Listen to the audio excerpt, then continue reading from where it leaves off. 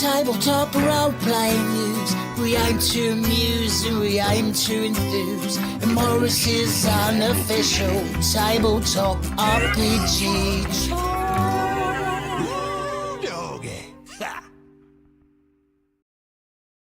Hello, and welcome to Morris's unofficial tabletop RPG talk. I am Russ, aka Morris.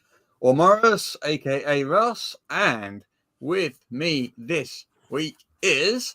It's me, Jessica from EN Publishing. So I don't have my usual hype person. PJ is away this week. They are at a gaming convention. Playing apparently 50 hours of tabletop RPGs. Do you know, that does not surprise me. Do you know, there is such kind of thing they do. Too much gaming. Not according to PJ. But anyway, so instead of talking about RPGs, they're actually playing them this weekend. So I hope they had a nice time. They can tell us all about it next week. Yes, indeed. So, did you have a good week, Jess? I did. I had to be a normal human being because my partner had a lot of work social things. So I had to go and hang out with people that aren't fascinated by games and tabletop RPGs. Baldur's Gate Goblin mode. Yeah, I know, which is rubbish. Yeah, and they're all like adults with serious jobs. And so, you know, like we had a meeting about flumps on Tuesday, for example. That's our work week. We did have a meeting about flumps. Yeah, we did. I mean, I didn't actually know it was a meeting about flumps. You ambushed me with the flump, to be fair. The best way to get them in on an attack. But yeah, like, so, you know, other normal people with regular, sensible grown-up jobs don't really relate to that. So I had to, put on my grown-up face. How about you? A quiet week, but I did get a brand new James Bond watch this morning. Ooh. Very arrived this morning. I've been waiting for this for ages. I am so excited. You can't really see it properly there, but it is gorgeous. Well, I'm glad. Does James Bond, you've taken his watch? Is he going to come? Because I am now James Bond because I've got the watch. You shouldn't tell people that on a live That's stream. how it works. You're meant to be a bit more undercover. But actually, I suppose James Bond, of all the spies, just openly says, "Hello, I'm James Bond." Yeah, so he's exactly. not very undercover. No, the world's most famous James Bond. Just in case you didn't know, I'm going to turn up in a flashy Aston Martin DB5 and order a vodka martini, shaken not stirred, just in case you're in any doubt as to who I am. Well, I mean, it works for him. What can we complain, mate? What do we know? Yeah, we don't work for MI5. Anyway, we've got some RPG news to talk about this week. We do. So there's loads of stuff about D&D, and I think our plan is to put that in the second half, just because there's a whole load of stuff about the Monster Handbook. We're going to do a D&D sandwich. Are you going to do a D&D sandwich? Okay. So we're going to do a D&D adjacent sandwich where we talk about Critical Role and a novel and some movies and stuff like that, and Alright. then we'll do some non-D&D stuff, Cool. and then we'll come back and we'll do a whole load of big D&D news that came out this week. About them. Okay, that sounds fair. So where do you want to start with the D&D adjacent news? Ooh, well, which of those 4 things like catches your eye? Tell me about Critical Role.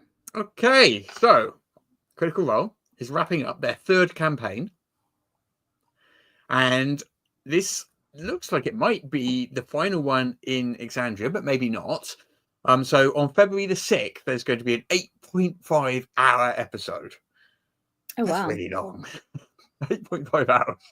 You A said work to day. watch that. Yeah. Yeah.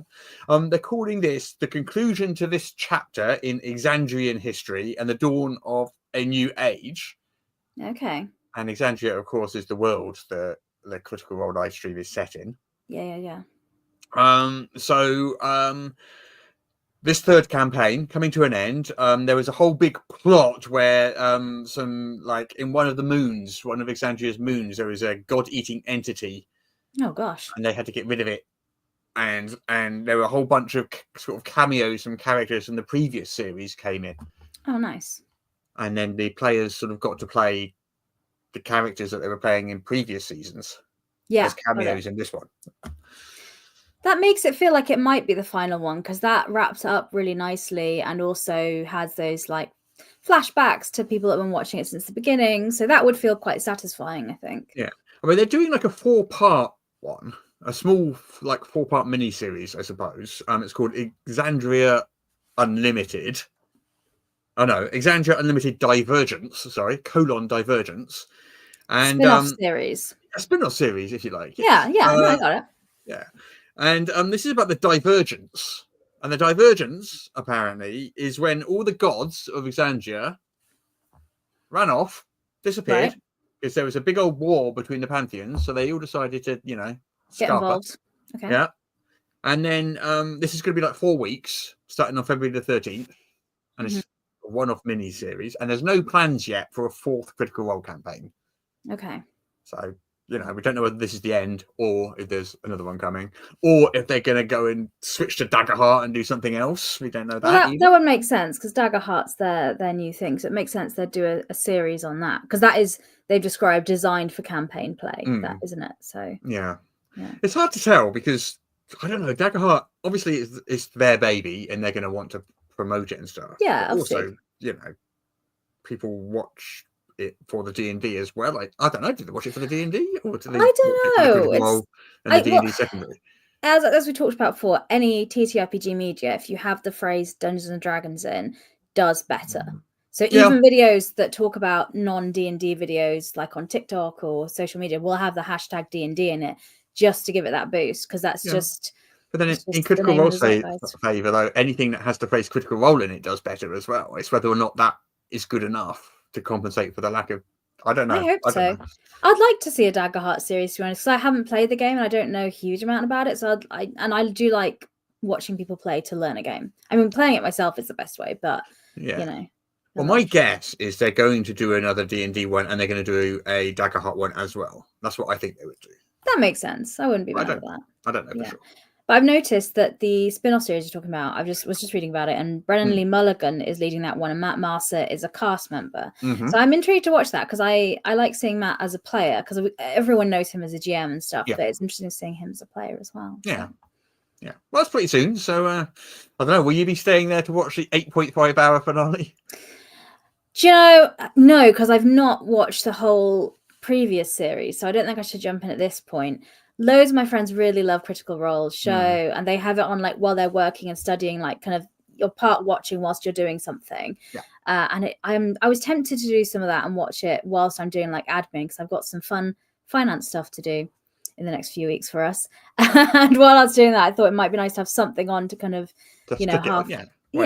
So I might start doing that, because there's like hours and hours, but it's a bit intimidating because there's so much. So much to catch up on in the previous season. I mean, my difficulty with it is you have to put aside so many hours just to watch an episode. Yeah. I just don't have that much time in my life. Yeah, that's why I think it's got to be done whilst you're doing something. Yeah, possibly. Yeah. Anyway. Yeah. All right. Well, that's Critical Role. So fans That of is that Critical can enjoy Role. that. February 6th, that is the 8.5-hour episode. So Yeah.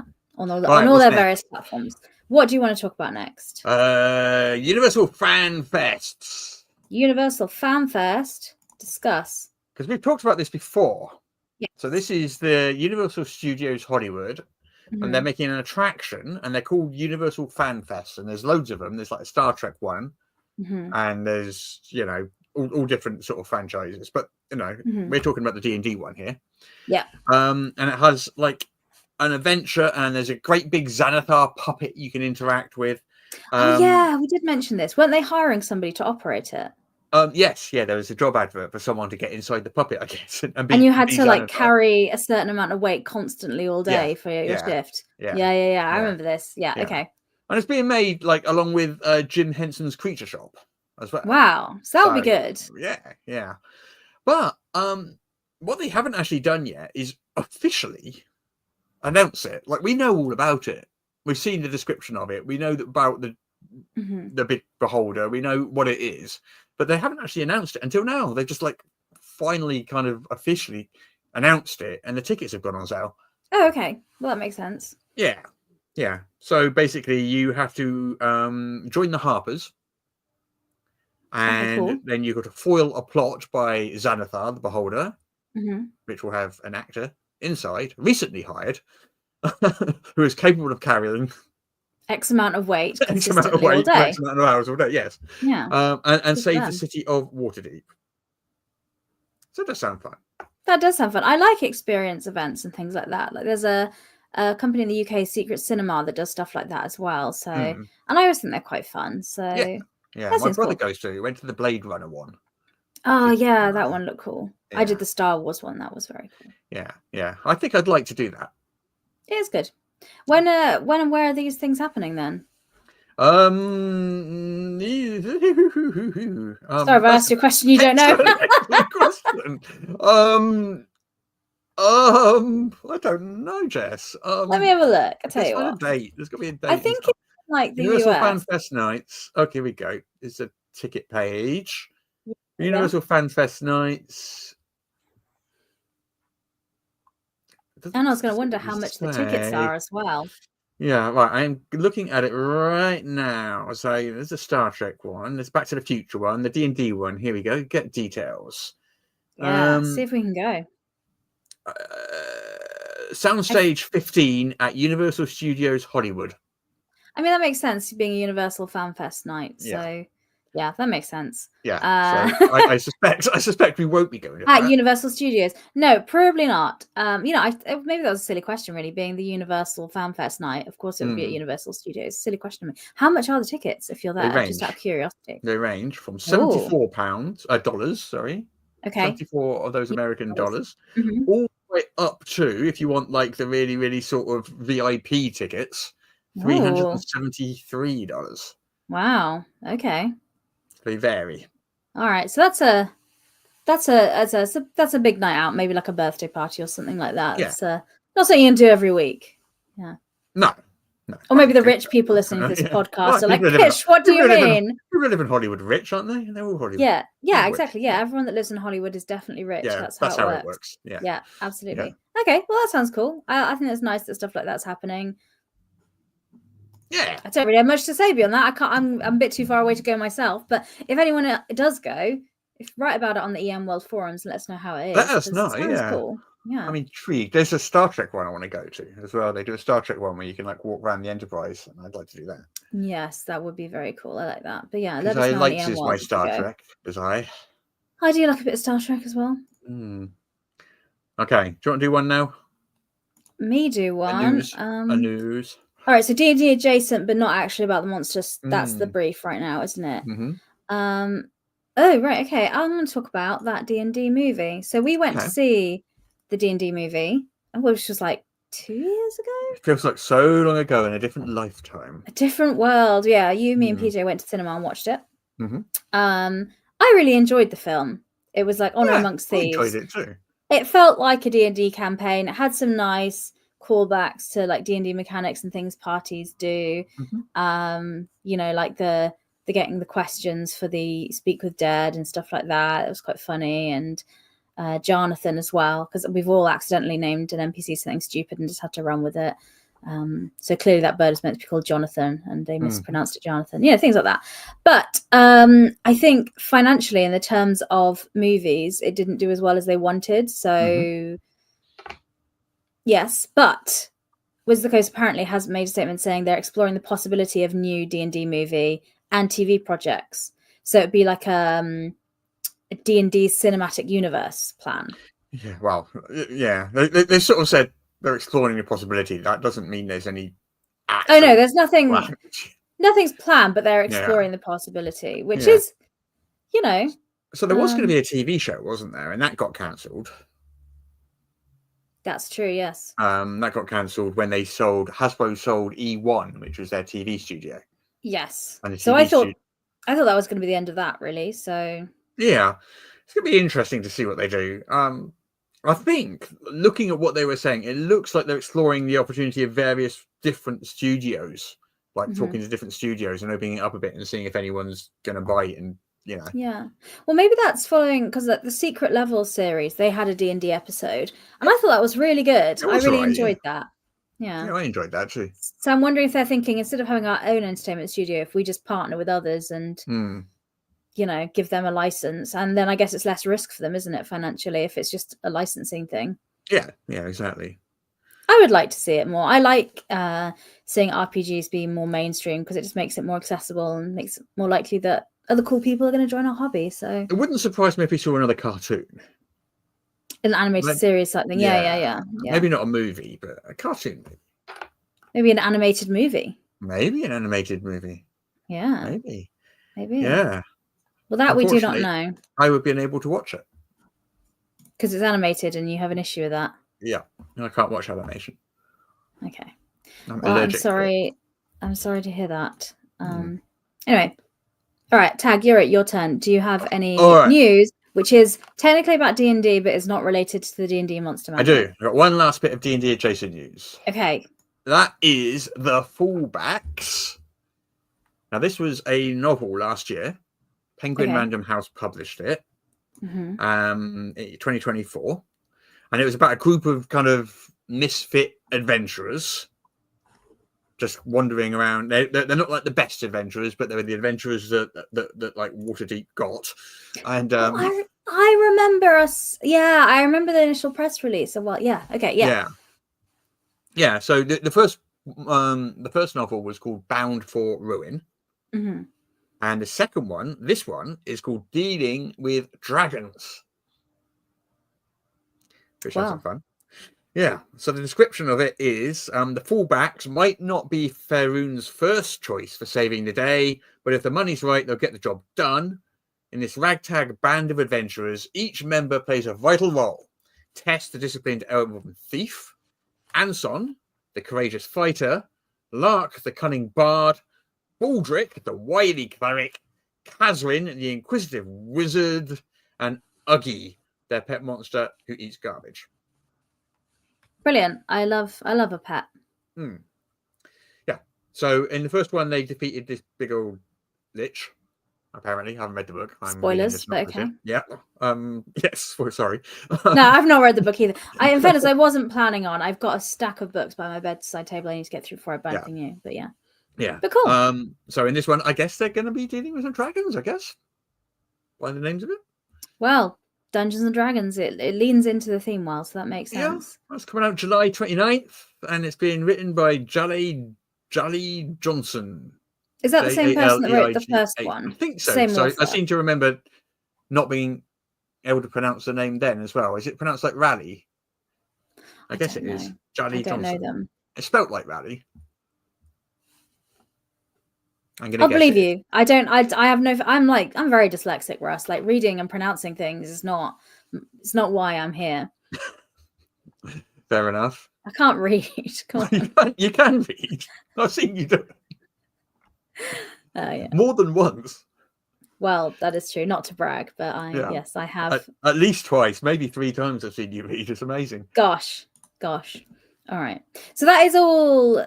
I don't have any more D&D adjacent, but not technically D&D news. No. All right. So shall we move on to the not at all D&D news? Indeed. But still RPG news. And then after that, we can go back to the big D&D news.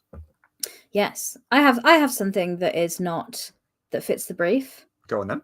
So it's about the ENnie Awards. So that is, for those that know, so some TTRPG awards. It's a big thing in the industry. Caveat, Russ did start up many moons ago, but Ian Wild hasn't been involved with it since like 2019, 2018? 2018. Yeah. So other people work very hard on it. But anyway, so last week we talked about it because there was some controversy online because the ENnie stated their AI policy for submitting work that contained AI generated content and things like that. So they had a statement saying that you could submit stuff that had AI generated content, but you had to declare it, and you would not be eligible for certain award categories. So, for example, if you had AI generated art in your book, you wouldn't be eligible to be entered for the best artwork category. Yes. Yeah. So that's kind of what they did. And a lot of people were unhappy about this. It is a brief way to discuss it. I mean, look online if you want to see. That's how the internet works. Yeah, but a lot of people were unhappy about it because AI generated things are a controversial topic in the industry, and a lot of people have a lot of strong opinions about it. I've actually changed my opinion on this as well. Oh, really? Okay. Yeah. So, I mean, say what the ENnies are doing, and then I'll say what my thought on it is. Okay, then you do your opinion. Okay, so I guess in response to this feedback, the ENnies have said they're going to take a new policy into effect from 2025. So they've listened to everybody, and they've said that pretty much they're not having AI generated things that won't be eligible to submit for any awards. Yeah. Is that a brief summary? If your product contains any generative AI content in it at all, the entire product is not eligible. Yeah. And that's, to be clear, that's generative AI, which is different from like a spell check device or something like that. Yeah. So just to be, which there's other tools people have which to technically use AI, but that doesn't mean they're generative AI. So people have generally kind of applauded that decision. And generally, as a principle, I agree, because I am very, as you know, anti-generative AI. I think it generates slop. It plagiarizes. Uses just a lot slightly of off water. topic. I saw what's a ChatGPT company, OpenAI, was complaining that the new Chinese AI app was plagiarizing their work, which I find highly, highly ironic. There we go. Yeah. Haven't they given theirs out for free as well or something? What, the app? Someone's the made Chinese one? Yeah. I don't know.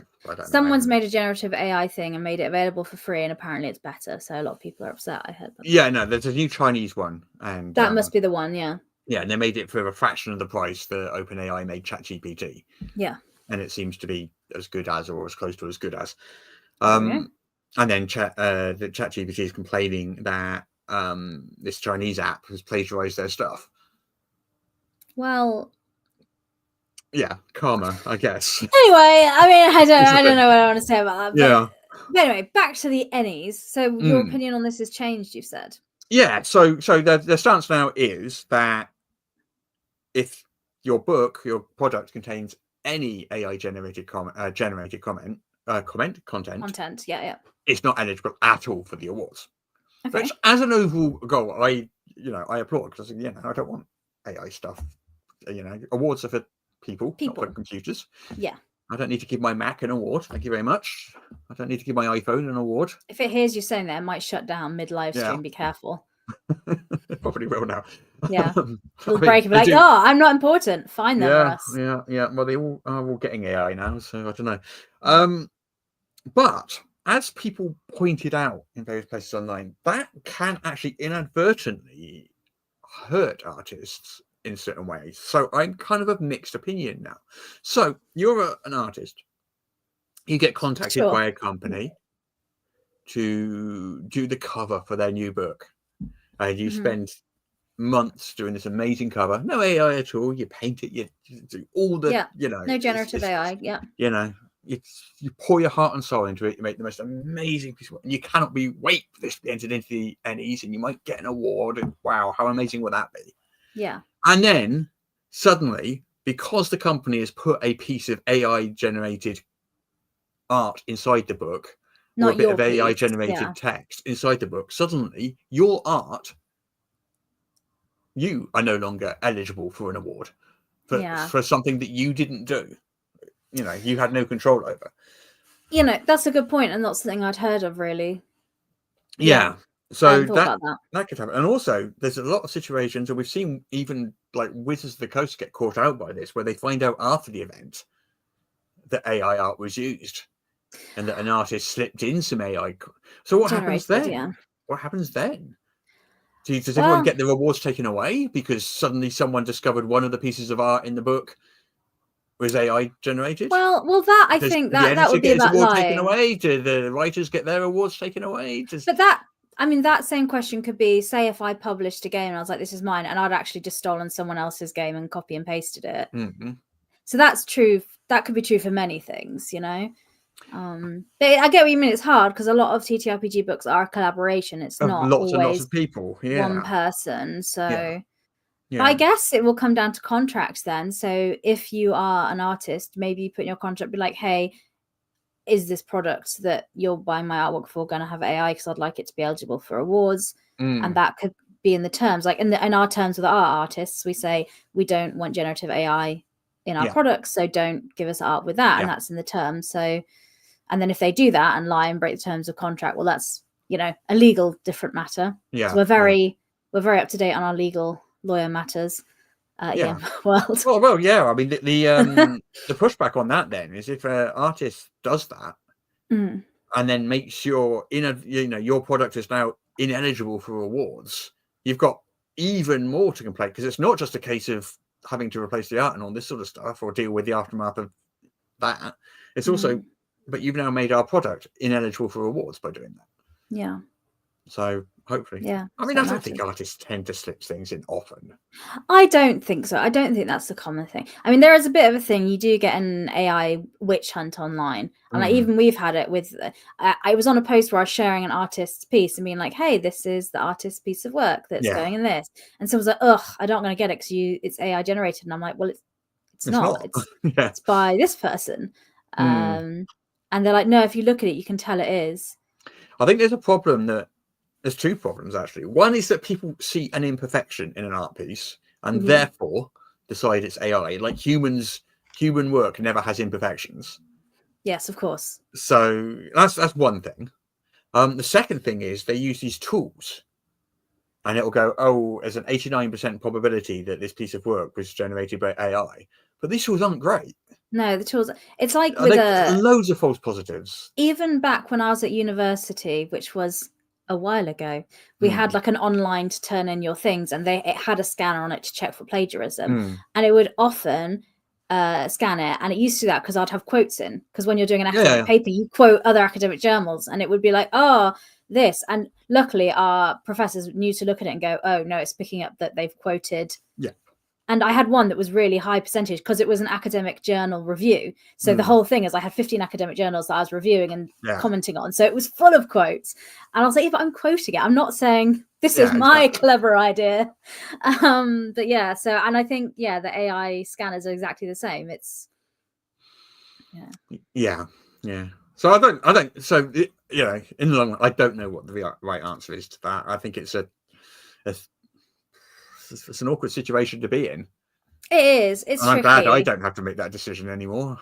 Yeah, exactly. I mean, I think with awards it is tricky, and obviously a lot of people that do that it's a volunteer-driven organization, and it's people wanting to celebrate TTRPGs, and I think they're generally trying to do their best and just figure out what the best thing to do is. Absolutely. I mean, when the main reason I stepped away from the awards was after 18 years of it. It's like every year there would be something that was out of your control or whatever, and it's just getting shouted at constantly about how corrupt and incompetent you are. It just was just too much after 18 years. Yeah, when you're trying to do something nice. Yeah. Just trying to do something nice. I don't even get any money out of this. I don't, Yeah. And I think that's what the people running it, I very much, from what I know, the people doing it are very much in the same place as well. Yeah. It's just, they're just trying to get a chance to celebrate TTRPG stuff, give people awards and do stuff. And yeah, how nice. Yeah. But yeah, no, I'm glad they're not having AI generated content included in there, because I usually go to the Ennies to find new games that I haven't heard of. So I use that as a tool definitely to find out people that I might not find otherwise. Yeah, makes a nice short list, doesn't it? Yeah, absolutely. So, but yeah, and just a reminder that the Ennies people can vote for people and nominate people, including podcasts and things like that. So. Just so people are aware. Anyway. Right. What's it? Do you know what Legacy of Kain is? I don't. But I've seen it on the news. You would. Oh, I saw it on the news thing, and I was like, maybe Russ. It's a video game, allegedly. What about this? Oh, that's why you know nothing about it. But there's going to be a TTRPG of it. Okay. So, as I understand it, it's about vampire hunters, I think. Yes, I'm reading about it now, so I know as much about it. Yeah, so you're a vampire hunter, and you're trying to keep a population safe from vampires. Yeah. Well, it's getting a TTRPG, and it is on back of kit right now. Oh, cool. Oh, it's using the Morkborg system. That's nice. It's using Morkborg, yes. Yeah. Yeah. It's doing really well as well. It's what is it? £250,000, so it's probably about $300,000, I imagine, with a whole month yet to go. So this could be a approaching $1 million one as well. Nice. Oh yeah, that looks really cool. So that's on backer kit, yeah. Very nice, yeah. Yeah. I don't know enough about Legacy of Kain to, really talk about it any more than that. I know it's a video game, that's it. Well, the description I've got here is it's a gothic tabletop role-playing game set in the grim and murky world of Nosgoth, land of frozen lakes, bitter mountains, and deep sunless forests. And you play warrior priest of this brotherhood who hunt vampires. I mean, that sounds pretty cool. I mean, it's a universal. I get the vibe of what I'm doing. Nice. Yeah. That looks cool. It looks gorgeous as well. Yeah. It's utterly gorgeous. Who's making it? It's been made by Lost in Cult. Nice. Yeah, I don't know them, but Lost in Cult, an award-winning book publisher, creative design studio, and creator of Visible Things. Yeah. I mean, that looks very cool. I get why it's doing well. Yeah. And I think if you know the game as well, that's probably... Yeah. So this is going to be like the official encyclopedia of Legacy of Kain as well. Oh, so it'll be like a coffee table book. So a 2-book set, I think. A lore. Yeah, book. I think it's 2 books. I think. Don't hold me to that, but I think I will. If you will. All right. If I'm wrong, I will. Then, if you're wrong, I will throw cats at you. Talking about being sued. Apparently, we're not being sued. Just to put your mind at ease. Is this referring to last week when we discussed the lawsuit email we got from Evil Genius Games? Yeah. I had a chat with our lawyers, and what's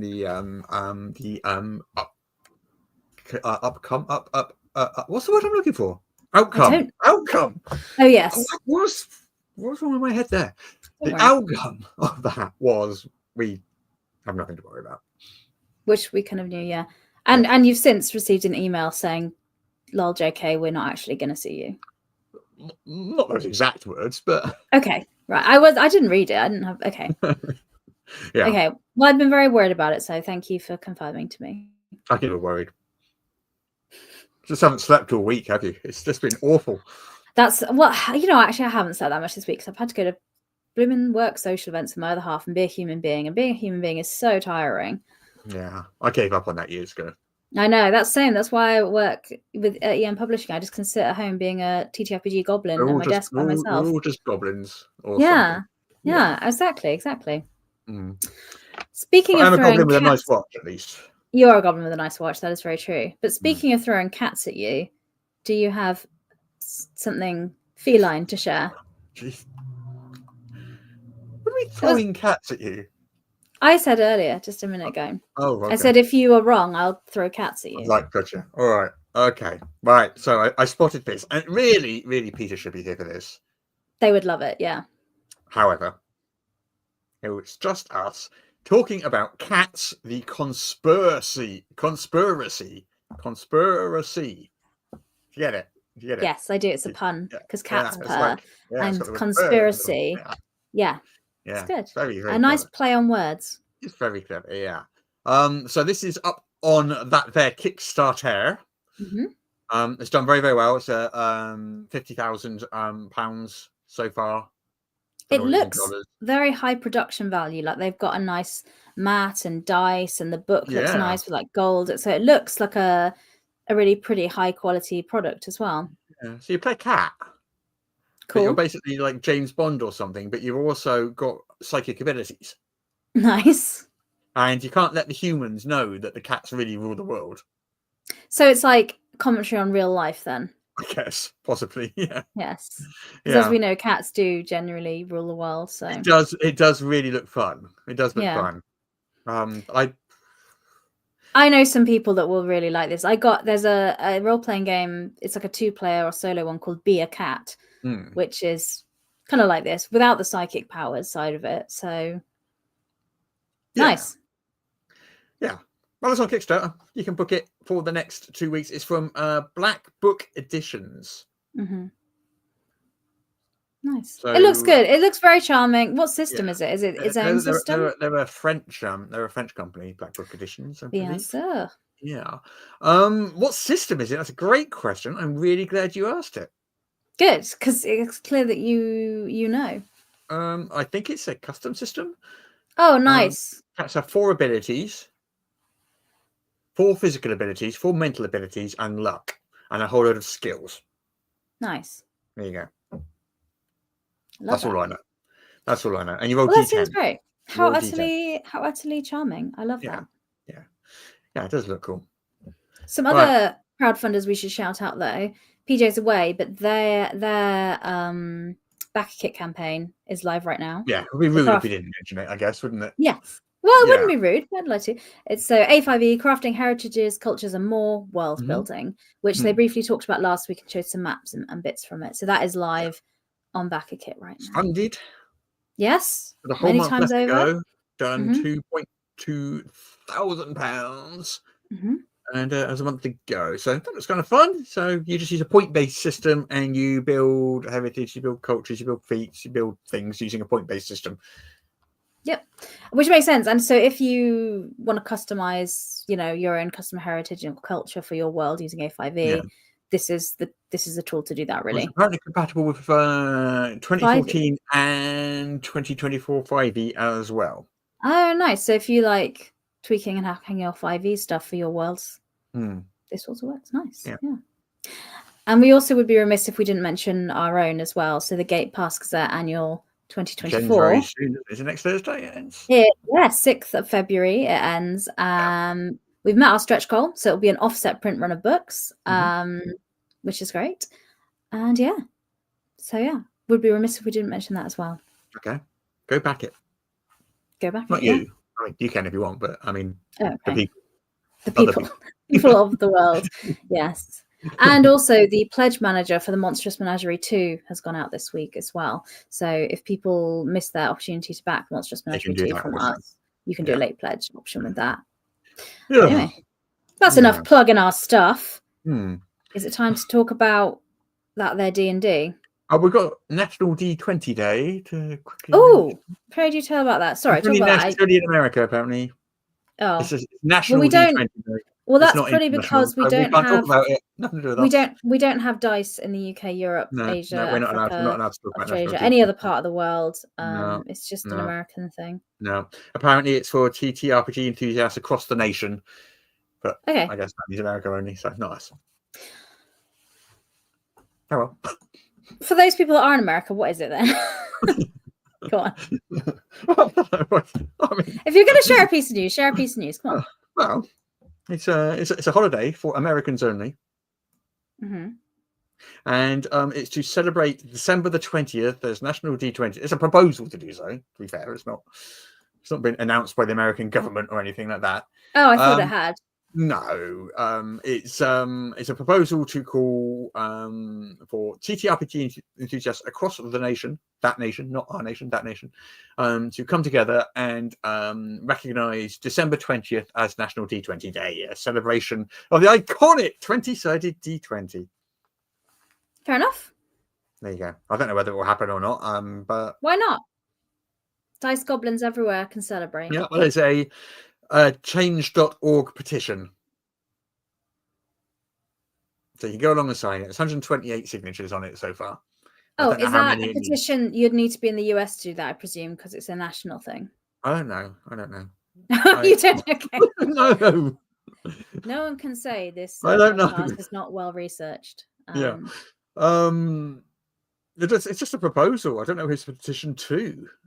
Is it to the government to make an official one, or is it? I don't know. Okay, unclear.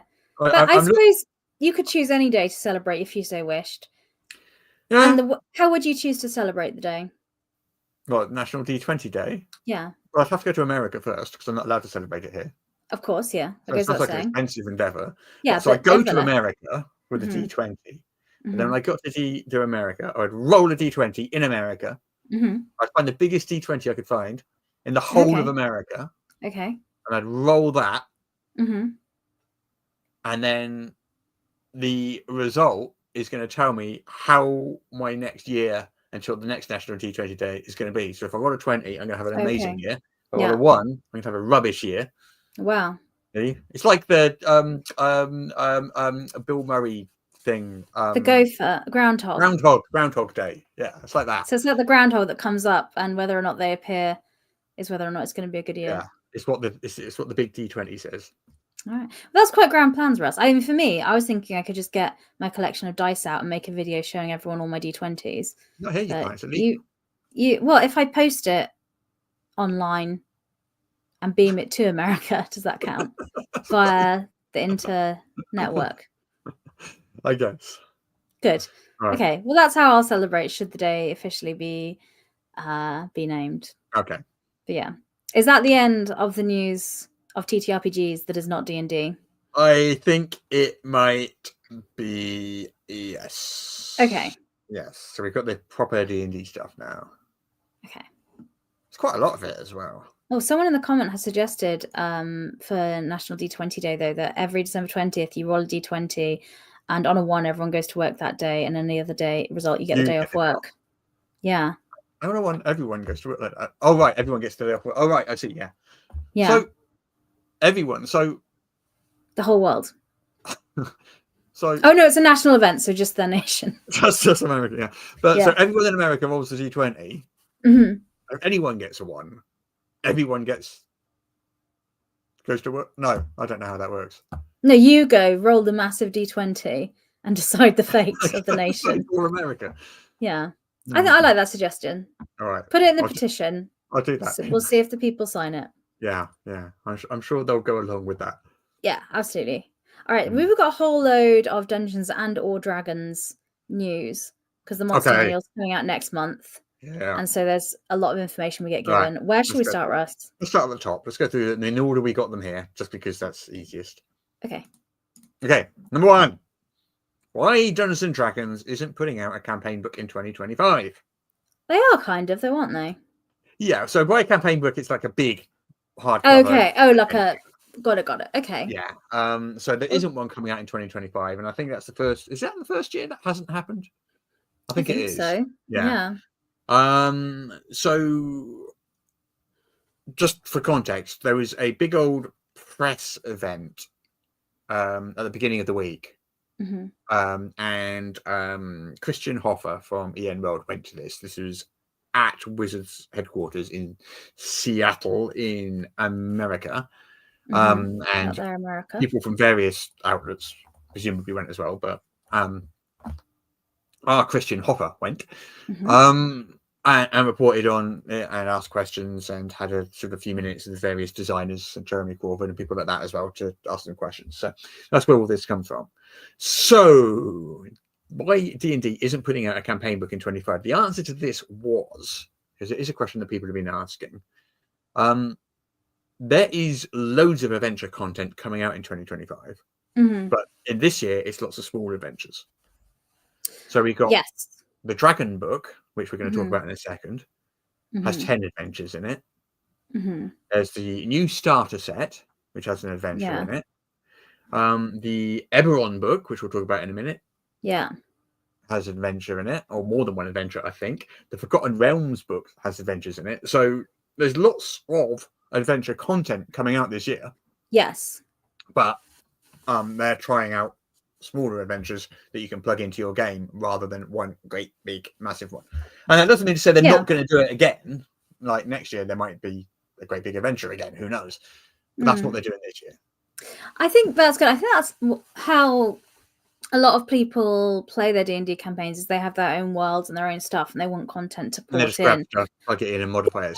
I mean, most people I know don't. It's quite rare that I see somebody running a full-on campaign, like we're running this campaign module now. I more see people having ideas for their own worlds and their own stories. So maybe they're just going with what the market wants. Yeah, maybe. Yeah. I mean, historically, D&D modules were small. They'd be like 32-page booklets with a sort of DM screen cover wrapped around them. Oh, okay. That was the thing. The TSR years, that's what they were. Yeah. They weren't great big hardcover adventure paths. Yeah. In fact, until Dragonlance came along, I think the idea of an adventure path, because that was kind of the first big adventure path, and even that was like 13 small adventures released sequentially. It wasn't a big hardcover, although it probably got compiled later. I'm sure it did. Yeah. But yeah, it's kind of, it's not unprecedented at all. Yeah. And I used to use those, and you grab them and you just shove them in your world. You just play this adventure and shove it in there. You might have to change some names or something, but yeah. But other than that, you just use them like that. That episodic kind of stuff. Yeah. Rather than great big long arcs.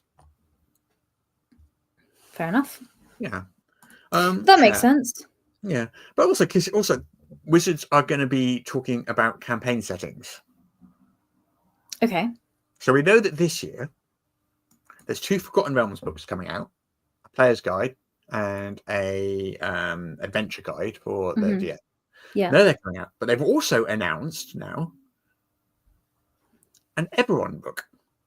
Yes, I have an interest in this because I am in an Eberron campaign, not a 2024 one. We're still using 2014 rules, and I have a character for that. So this piqued my interest to see if there's anything I want to add to my campaign of this. Yeah. But yeah, well, it's called Eberron, Forge of the.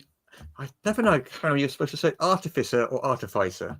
Artificer. I don't know. It's one of those three, right? The mechanic, yeah. Yeah. It's one of those words that just you never use in life, do you? So you only ever see it written down. The artificer, yes. Yeah, the artificer. Yeah, the artificer. Yeah. Them, yeah. Yeah. So that's coming out in August. Mm-hmm. It's going to include the revised artificer class. Mm-hmm. It's going to have new backgrounds and feats. Mm-hmm. Have revised Eberron species, so the ones that we've had before in Eberron Rising from the Last War, and also the new Korrivar species. I don't know what a Korrivar is. Oh, I think it's probably an Eberron thing that people probably do know, but I don't. I don't know what a Korrivar is. Khoravar, it's spelled. So this was by James Wyatt, but also Eberron designer Keith Baker was involved with this. So Keith is back writing for Eberron, which is nice. Yeah, I haven't said much else about it. We haven't got a cover art for it either. We've just got this image, which obviously people listening can't see, but people watching can see it, which has a whole bunch of Eberron characters, basically, including what's the word? Like a cyber dog, and there's a cool gun which has like a plasma bit on, and all looks a bit steampunk. What is the word for the Warforged? Warforged, that's the word. Yeah. Yes. I knew that. You did know that. It's just Friday. It's been a long week, you know. Yeah. And one that looks like Doctor Who, second to the last there. That looks a lot like David Tennant. Dressed in a trench coat with glass. I don't know. Do you not think? No. To Sorry. I mean, in a word. Oh, well. I think I get what you're going for. There's a trench coat. There's also a bow tie, which is, another iteration of the Doctor. But I think he just looks like a steampunk Victorian gent. Fair enough. I mean, yeah. Yeah. Well, that's coming out in August. Okay, well, I'll look forward to getting more info on that because, like I said, I'm in a campaign of that. It's been going on for a year or so, and So there's also a mystery book coming out in October. A mystery book? They haven't told anyone what it is. Well, that's ruddy mysterious, isn't it? We don't know what that is. Yeah. Can't guess what it might be. I just haven't even got a vague guess what it could be. Maybe it's going to be like a rule book, like a is that goes with type book. Is that one that goes with this art style? No, that's the dragon book, which we're going to talk about in a sec. Okay, sorry, I'm getting ahead of myself. I'm excited. Yeah. So there's going to be a mystery book in October. I don't know what it is. Mm-hmm. There's no possible way to find out. Well, they'll tell us when they're ready. I'm sure at the moment they're focused on the monster manual. Mission Impossible in it, and like break into offices. You have a James sail down and do a thing through the skylight and drop down and hover just behind someone's computer upside down while they're typing on this new book and read the book upside down. And then when they hear you and turn around, wonder what noise was, you go straight up again, and they never see you, and it'd be amazing. Well, Russ, you mentioned at the top of the podcast you have a James Bond watch now, so if anyone at EN World is able to do such a thing, I believe it will be you. Because I'm sure the watch has all those features that you just mentioned. I'm really close look. It's a nice watch. It's very nice. Yeah. Can we talk about those dragons, though? You want to talk about the dragons? Okay, how about them dragons? We knew there was going to be a dragon anthology book. Yes. We already knew this, but we didn't know what it was called. We now know what it's called. It's called Dragon Delves. Mm-hmm. And it's going to have 10 short adventures, each of which features a different type of chromatic or metallic dragon. So there's 5 of each, so I guess one each of those. Mm-hmm. Yeah, I mean, it's a massive amount. The adventures range from level 1 to 12. Mm-hmm. Nice. They're quite short.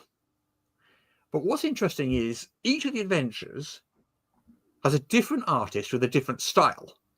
And you're putting these up on the screen now. And they've because they're generally like Wizards books tend to have quite a similar cohesive style to them. Yeah, like that painterly style that you'll see in all D&D books, especially across 2025. Yeah. But what they've done this time is they've got 12 different artists, each with an entirely different art style, and each adventure is illustrated differently. So the one that you're throwing up there, you just had a black and white one. This is a nice sort of like angular green dragon. This is a much more sort of graphical sort of style, comic book art kind of style. Is it? I guess. It could White be. dragon. But yeah, I mean, if you're listening to the podcast, all of these are on enworld.org, so you can go have a look. But yeah, I was really intrigued they went this direction of doing a different art style, which I think is interesting and fun. And I really like the art pieces. I think it's enable them to work with different artists and give them a lot more free reign because there's not that burden of having a cohesive single image, which you get in other books. Yeah. But yeah, I think it was an interesting choice. There's going to be an art section in it because dragon art over the years, the 50 odd years D&D's been around, has changed a lot. Dragons look very, very different to how they used to. So there's going to be an art section for showcasing dragon art across the 50 years, which is kind of cool. Yeah, that's true. Yeah, and dragon is a bit of a catch-all word that means different things in different cultures because most cultures have some sort of dragon situation. Like if you look at the Welsh dragon to a classic Germanic dragon or like a Chinese dragon, they're all quite different. But we all use the term dragon. So it's one of those interesting mythology things that, Yeah. I'm looking forward to that. What else? They talked a bit more about the Forgotten Realms books. Circle casting. Yeah, they talked about circle casting. So this is when you got a whole bunch of like circle casting has existed before. I know. Yeah, I don't know anything about it, so I was wondering if you could tell me more about what it was like before, because we don't have the full details of what circle casting will look like. Just that it will be used. If you had a whole bunch of spellcasters, they could work together. It would take them about an hour to cast a spell or whatever. Yeah. They sort of cast it as a ritual, and basically they can basically upcast a spell and make it better or make it permanent, or do stuff with the spell. I love this. I love this concept. Yeah. So I don't know exactly what's going to happen with it here. It might be the same, or they might have some other sort of way of looking at it. But basically, it used to be just boosting spells or giving them permanent effects or giving it additional effects, or so I don't know, like a giant fireball that's like massive. I don't know. That's a stupid idea. That's a stupid example, but you know what I mean. It's like yeah, I mean, they did mention in this press conference that one example was making the spell's effects permanent instead of temporary, which is kind of one of the sort of big ways you can use it. So I guess it's going to be similar to how it was back in 3E, I guess.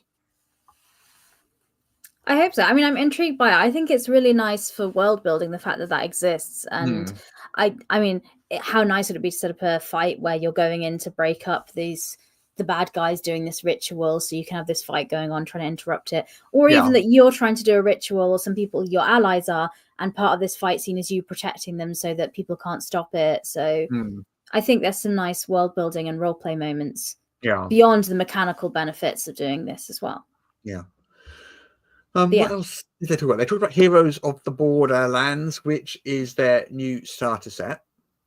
Yes. Let me get that returns the Keep in the Borderlands, which is a sort of iconic D&D location going back many, many decades. So it's set after the original adventure module. Time has passed since that. And they got this interesting idea, which, we've talked about doing this before. Oh, really? What's this? So they're using tiles. We suggested cards, but using tiles that you mix and match to create a character. Right. Yes. So we've like talked about this before. But it looks like Wizards are actually doing it. So I don't know how it's going to be implemented, but I guess you sort of like pick a species tile and you pick a class tile and you pick a and that's how you make your character, I guess. That's how that works. Sounds cool. I'll be interested to see how they do. It looks interesting. Definitely, sure.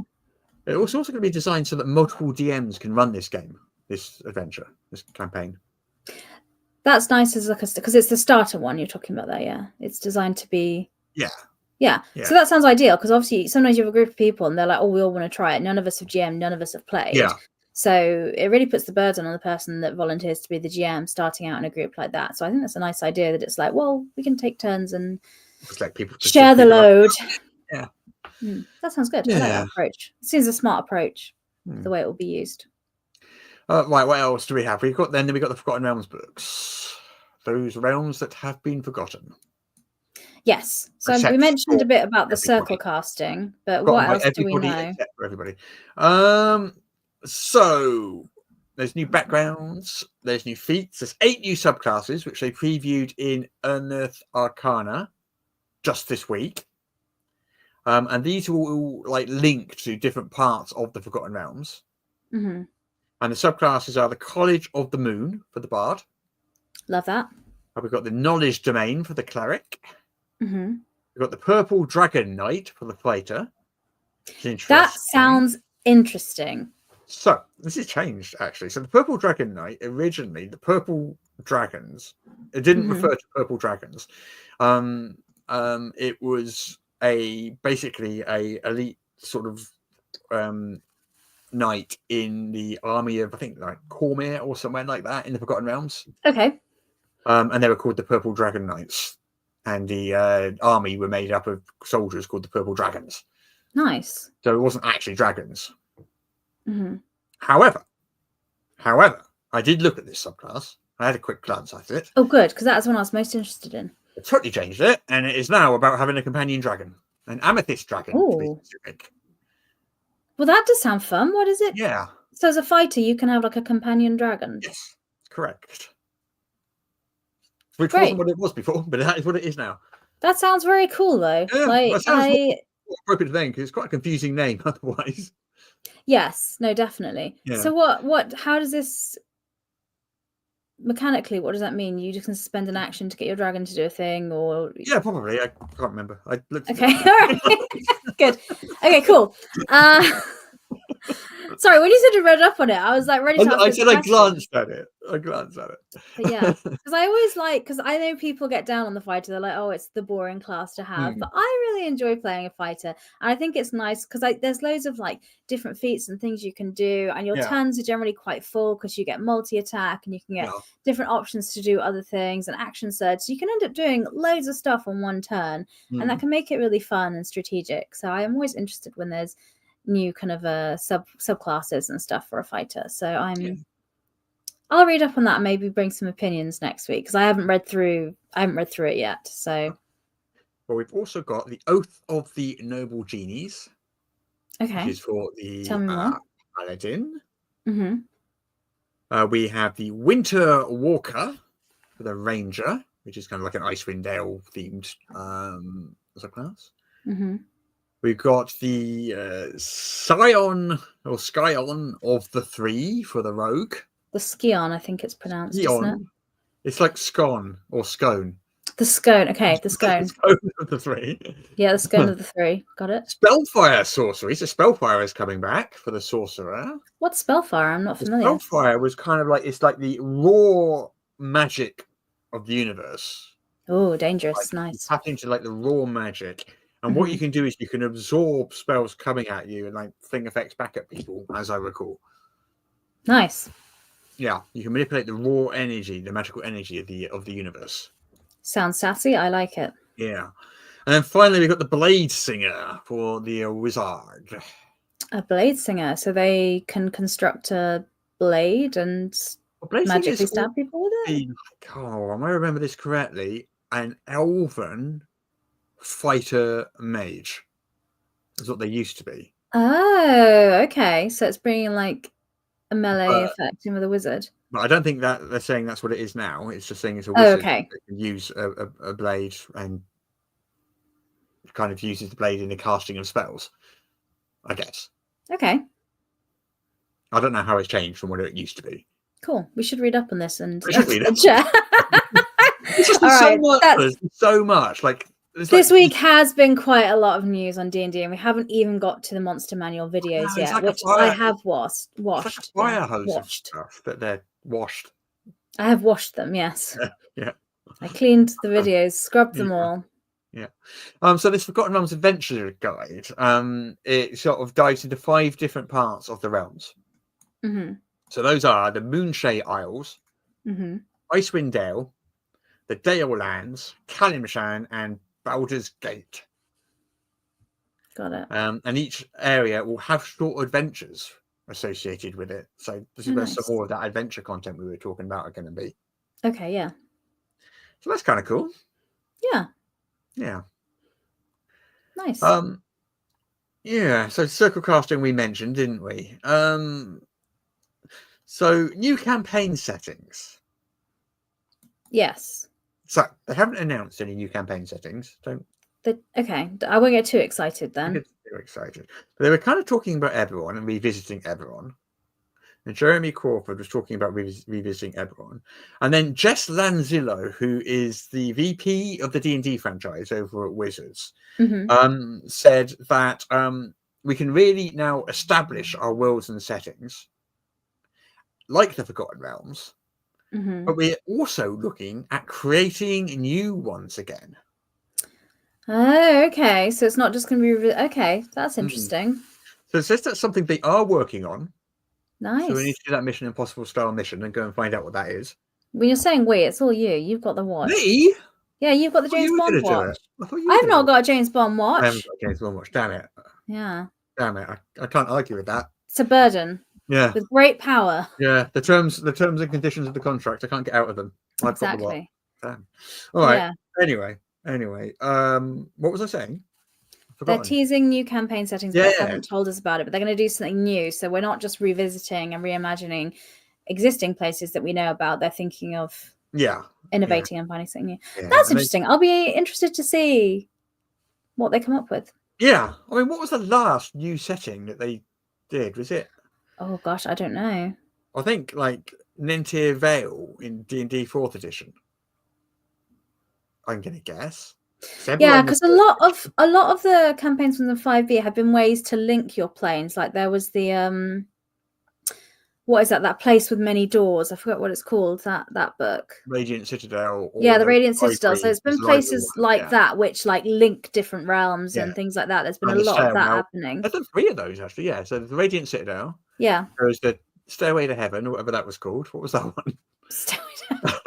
No, I know what you mean. The Never-Ending Staircase. Yeah. Or whatever it's called. Staircase. Was it the Infinite Staircase? Infinite Staircase. That's the one. Close to Never-Ending. The library one as well.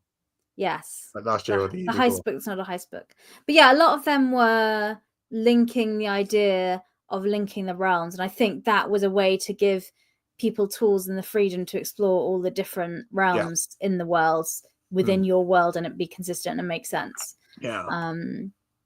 But yeah, I'm intrigued to see that they'll have new stuff. I'm interested to see what they think about it. But again, I always come back to a lot of people I know enjoy making their own world and their own lore. So I wonder how needed it is, because a lot of people, I mean, coming up with a creative idea in a world is, you know, it's fun is a fun bit of doing it, and having the tools that you need as a GM that support you to, you know, to build that out, and the stats and stuff like that is I think what people use their books for. New world, what they need to do is to make it like Eberron was like substantially different and involved like it's like steampunky and like new iconic kind of, you know, images and new mechanics and things like that. So I think it's going to have to be something like that, in that, you know, it couldn't just be a region of Forgotten Realms. It's got to be something substantially different, like a sci-fi theme.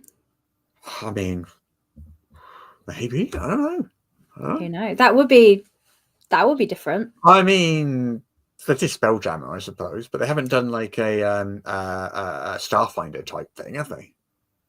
Exactly. So no, I don't know. Yeah, we don't know. This is pure speculation on our part because they have not told us. But as soon as we do hear more, we will share it here, dear listener. That we will. Okay. Right. What else? We talked about the movies, didn't we? The potential movies. I think we're kind of done now. There's, except for a free adventure that's coming. Yes, there is, which looks quite cool. Yeah. Discuss. Someone's just asked in the chat there. Is making Exodus sci-fi TTRPG. Yes, that is correct. But I don't think it's D&D. I don't think it's a D&D setting.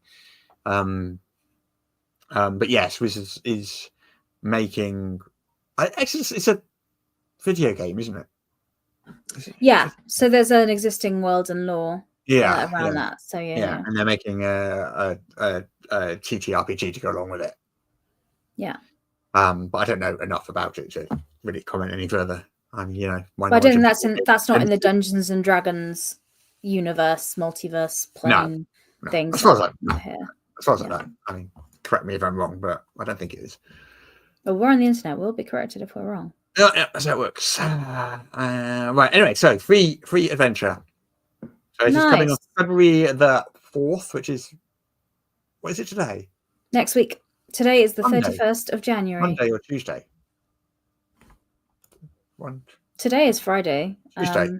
Yeah, so Tuesday this will be. February the 4th. No, I know today's not Tuesday. February the 4th. I wasn't sure. You've been quite tired today. Well, yeah.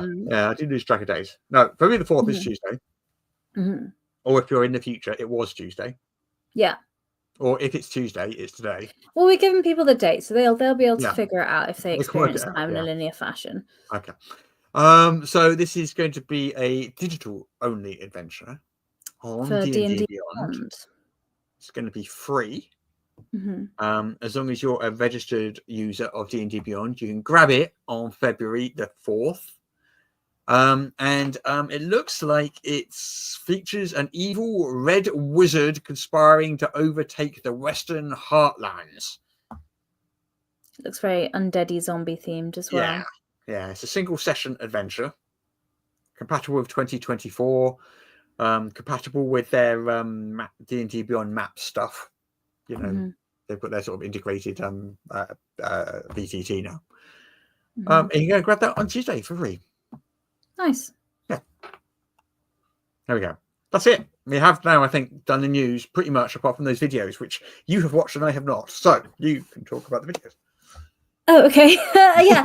So, what this is, so the Monster Manual, as we talked about, is coming out in February. It's February 18th official date. I know it's available earlier from friendly local gaming stores. But yeah, we've been getting more and more videos about the new D&D Monster Manual coming out, and they have 3 videos about the Fae, the Giants, and the Celestials. I have watched the first 2 about the Fae and the Giants. And honestly, they didn't give me much more information that I already knew from the press releases and what we said here already on the podcast about it.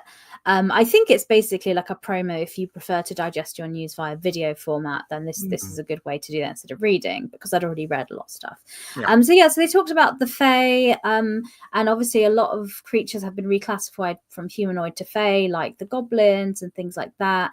And they did acknowledge that some people were unhappy about this because of hold person with humanoids. Who can you use that on? And there's other spells that specifically target humanoids, and then obviously that doesn't count for them anymore. But they did point out that there are far more humanoid creatures than Fae in the manual still. So it's it's not like a dead ability.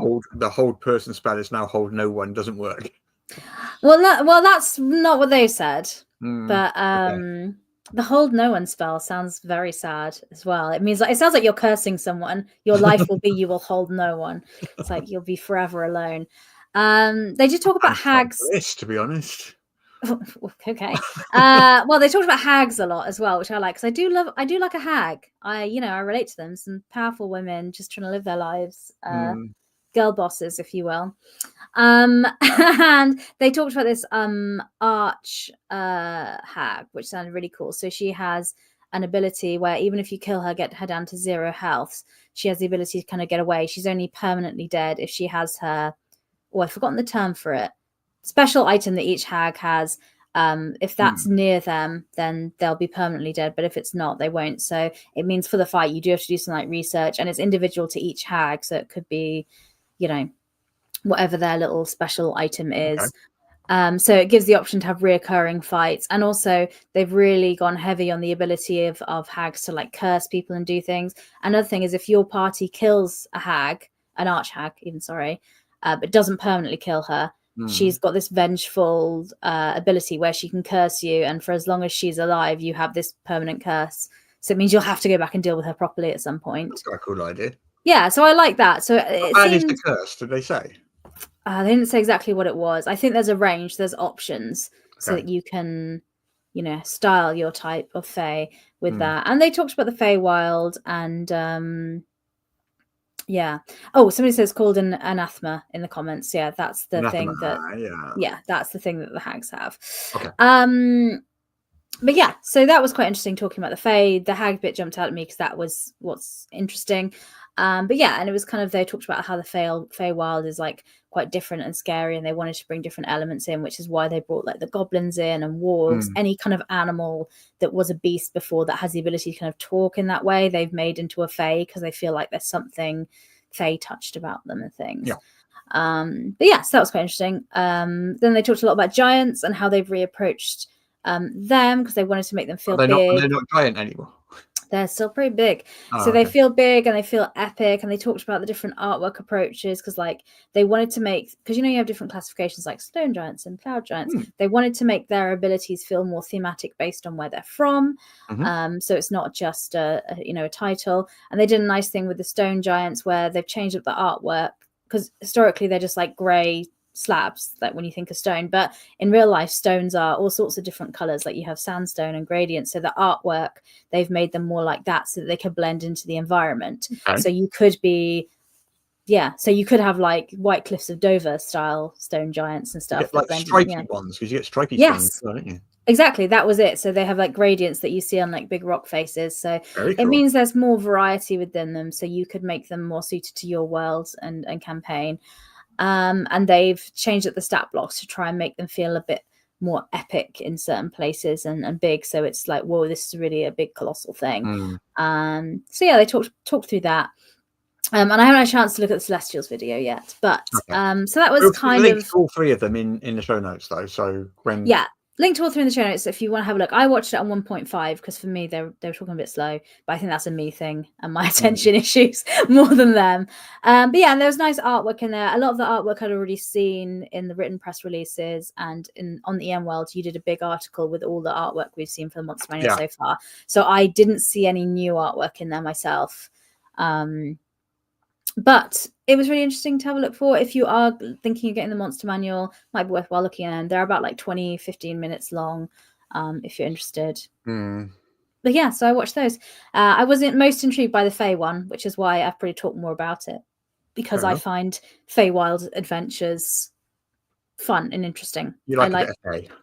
I like a bit of Fey. I grew up Welsh, and with Welsh folklore around the Fey. So yeah. Maybe you are Fey. Have you checked? Huh? You had a blood test to see if you are in fact Fey.